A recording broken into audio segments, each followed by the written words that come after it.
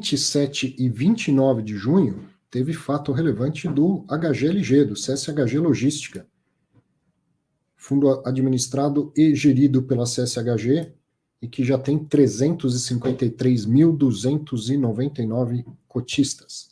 Então, primeiro, no dia 27 de junho, o fundo comprou 79,29% de um terreno já pronto e com projeto aprovado para a construção do condomínio logístico Cone Multimodal 2, que fica em Cabo do Santo Agostinho, Pernambuco, por R$ 32.547.710,27. Bom, quem acompanha sempre esse mercado, quem acompanha sempre o Fatos Relevantes, lembra que o HGLG já fez isso, já comprou o Cone Multimodal 1, e já vendeu. Então era um grande terreno com capacidade de construir vários galpões e uma operação especulativa, não era um build to suit, não era uma construção sob medida e tal. Então, você tem um terrenão, você vai construir tudo de uma vez, vai aos poucos, né? Porque no começo é só dinheiro que sai, o dinheiro precisa entrar também. O empreendedor imobiliário entra com dinheiro e sai com dinheiro, certo? O cara que compra o terreno, aprova o projeto, constrói e vende. No final das contas, ele põe dinheiro e tira dinheiro. Não dá para ficar só colocando dinheiro. Então, fizeram primeiro, o HGLG foi parceiro disso aí, né? Foi um dos grandes investidores do Cone Multimodal 1, já vendeu, e aí agora a empresa vai partir para o segundo. E aí, novamente, o HGLG, vamos junto? Vamos junto. Deu certo primeiro, vamos junto. Mas veja, o primeiro está pronto, foi alugado, foi vendido. Então agora parte para o segundo. Então é uma localização que o fundo já conhece, já fez um empreendimento lá e já vendeu com lucro.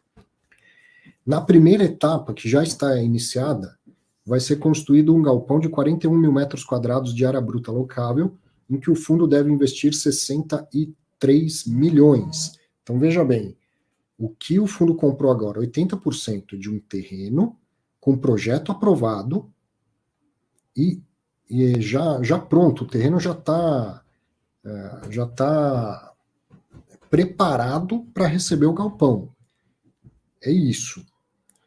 Terreno pronto, ou seja, com todo o talude lá, com o pudim, como se fala nesse jargão de mercado, e com projeto aprovado. As duas coisas que mais demoram para depois poder construir um galpão. Principalmente o projeto demora bastante, que é a burocracia da coisa. E aí, por isso, pelo terreno, com um projeto aprovado e tal, pagou 32 milhões e meio.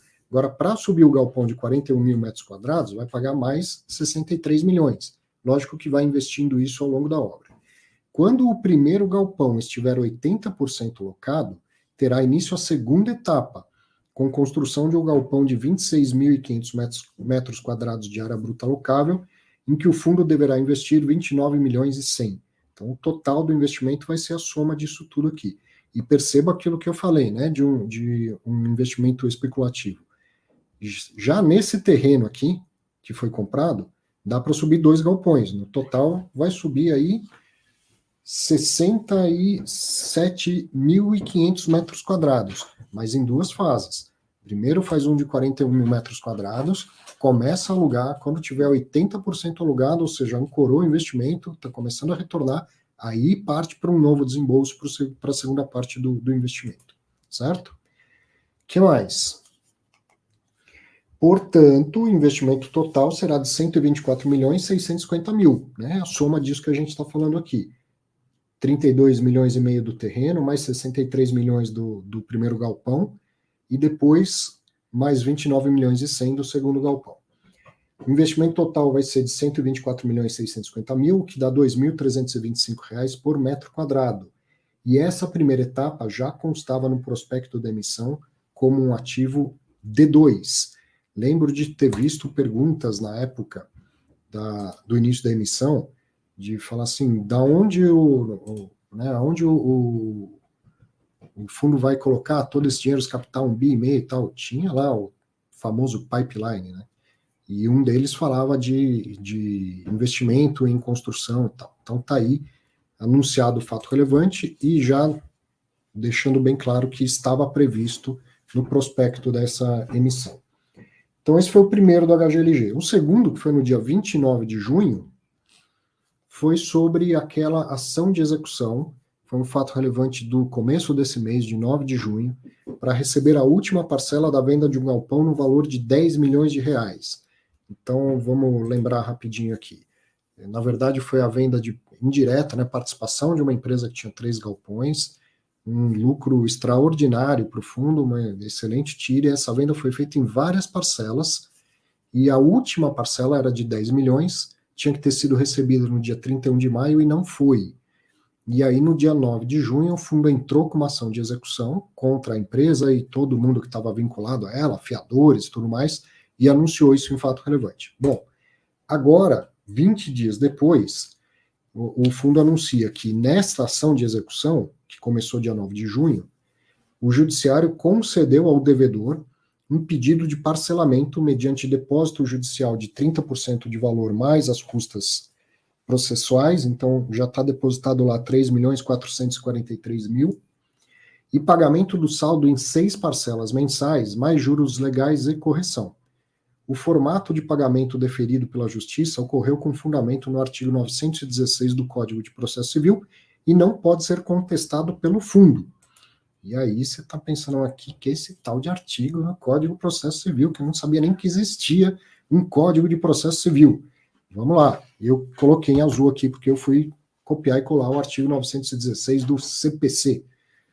No prazo para embargos, reconhecendo o crédito do exequente e comprovando o depósito de 30% do valor em execução, acrescido de custas e de honorários de advogado, o executado poderá requerer que lhe seja permitido pagar o restante em até 6 parcelas mensais, acrescidas de correção monetária e de juros de 1% ao mês. Então, isso aí não está no fato relevante, eu que abri e detalhei o tal do artigo 916.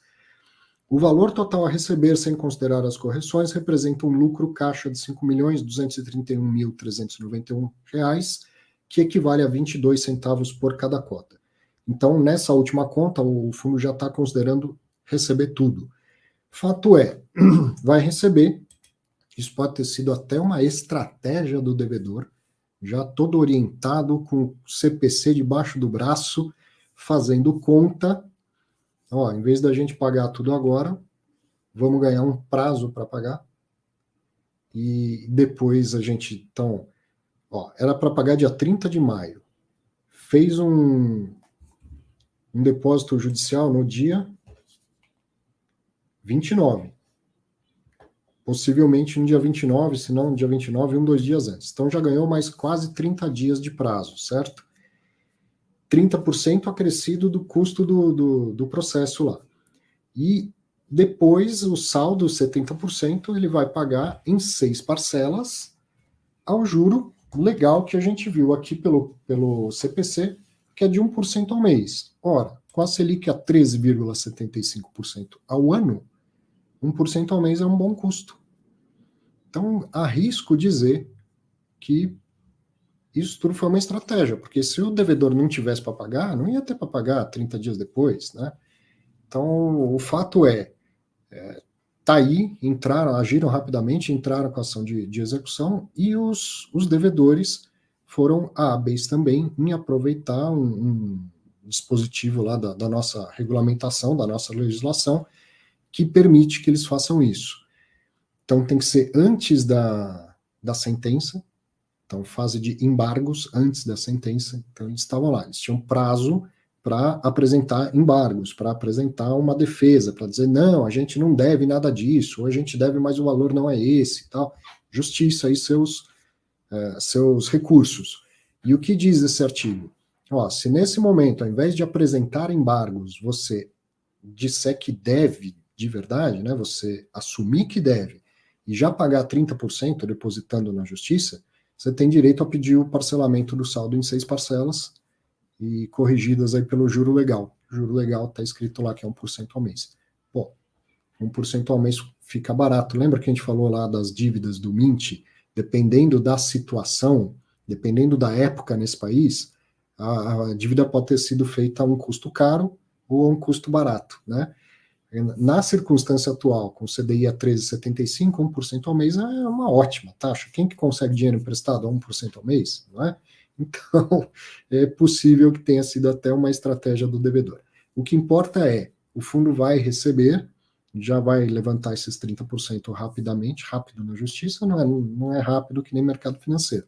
Mas nos próximos dias, umas 2 semanas aí, o fundo levanta esses 30% e depois vai recebendo parcelado nos próximos 6 meses, e aí resolve o problema, tem uma diminuição da tira, evidentemente, porque o dinheiro tem lá, ó, na tira, o dinheiro conta conforme o prazo e aumentou significativamente esse prazo.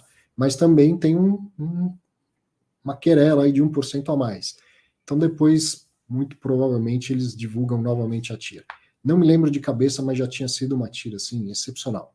Já tinha sido algo bem grande, vai diminuir um pouquinho, mas continua sendo um ótimo negócio para o fundo, e ainda bem que está resolvido, que vai ser recebido. Né? Claro que tem que esperar pingar lá o dinheiro no caixa do fundo, mas muito provavelmente agora vai ser recebido, porque senão aí o devedor se complica bastante também. Bom,